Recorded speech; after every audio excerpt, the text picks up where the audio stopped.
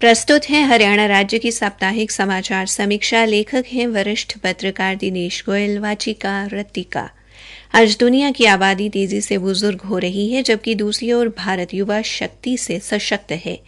विशेषज्ञ बताते हैं कि आने वाले 25-30 वर्षों तक वर्किंग एज पॉपुलेशन के मामले में भारत सबसे अग्रणी रहने वाला है। युवा शक्ति न केवल बदलाव की वाहक है, बल्कि इस बदलाव से सबसे अधिक लाभान्वित होने वाली है, जिसकी परिकल्पना प्रधानमंत्री नरेंद्र मोदी ने की है।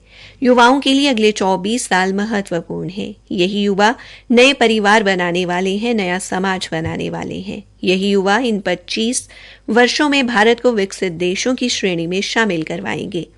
प्रधानमंत्री नरेंद्र मोदी ने वर्ष 2047 तक भारत को विकसित देशों की श्रेणी में लाने के बारे में न केवल सोचा, बल्कि उस पर अमल की शुरुआत करते हुए आज विकसित भारत 2047 युवाओं की आवाज पहल का शुभारंभ करते हुए सभी के लिए विकसित भारत बनाने का लक्ष्य भी तय कर दिया है, जिसके बाद अब देश और विदेश में रहने वाले प्रत्येक भारतीय का ये फर्ज बन गया है कि वो न केवल देश को विकसित करने के बारे में सोचे, बल्कि अपनी मेहनत और लगन से इस बारे में आज और अभी से अमल करना शुरू कर दे।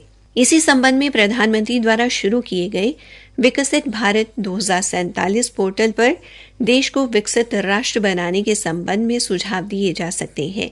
सबसे बेहतरीन सुझाव के लिए सरकार की ओर से पुरस्कारों की भी व्यवस्था की गई है। प्रधानमंत्री नरेंद्र मोदी ने आज वीडियो कॉन्फ्रेंसिंग के माध्यम से देश भर के राजभवनों में आयोजित कार्यशालाओं में विश्वविद्यालयों के कुलपतियों और शिक्षा संस्थानों के प्रमुखों को संबोधित किया। उन्होंने कहा कि हमारे इर्द गिर्द ही ऐसे अनेक देशों के उदाहरण हैं, जिन्होंने एक तय समय में ऐसी ही बड़ी छलांग लगाकर खुद को विकसित देश बना लिया। भारत का सकल घरेलू उत्पाद यानी जीडीपी 3,75,000 करोड़ डॉलर तक पहुंच गई है। 2014 में ये लगभग 2 लाख करोड़ डॉलर थी। 2030 तक भारत के 80,40,000 करोड़ डॉलर की जीडीपी के साथ अमेरिका चीन के बाद दुनिया की तीसरी सबसे बड़ी अर्थव्यवस्था बन जाने का अनुमान है। 2020 में 131वें रैंक पर रहने वाले भारत का मानव विकास सूचकांक 0.64 था और पिछले कई वर्षों से ये सुधरता जा रहा है। केंद्रीय मंत्री अनुराग सिंह ठाकुर ने कहा कि देश में 4 करोड़ पक्के मकान बनाना, 12 करोड़ शौचालय बनाना, 13 करोड़ लोगों को नल से जल देना, हर गांव और घर तक बिजली पहुंचाना, 80 करोड़ भारतीयों को अनाज मुफ्त में दिलवाना और 220 करोड़ लोगों को कोरोना वैक्सीन लगवाना ये कोई देश नहीं कर पाया, लेकिन प्रधानमंत्री नरेंद्र मोदी के नेतृत्व में ये मुमकिन हुआ है। इसलिए प्रधानमंत्री ने वर्ष 2047 तक भारत को विकसित राष्ट्र बनाने का जो लक्ष्य निर्धारित किया है, उसे हर हाल में प्राप्त किया जाएगा। भारत को 2047 तक विकसित भारत बनाने के लक्ष्य के साथ देश के विभिन्न राज्यों में शुरू की गई विकसित भारत संकल्प यात्रा अभी तक 40,000 पंचायतों और 1 करोड़ 20 लाख लोगों तक पहुंच चुकी है। हरियाणा सरकार द्वारा कोई भी पात्र व्यक्ति सरकारी योजनाओं का लाभ लेने में पीछे न छूटे, ये सुनिश्चित करने के लिए राज्य में भी बड़े स्तर पर संकल्प यात्रा के तहत जनसंवाद कार्यक्रमों का आयोजन किया जा रहा है।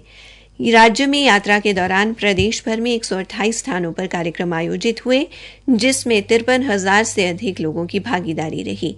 यात्रा के दौरान 15,000 से अधिक लोग स्वास्थ्य शिविरों में पहुंचे और अपनी स्वास्थ्य संबंधी जांच करवाई।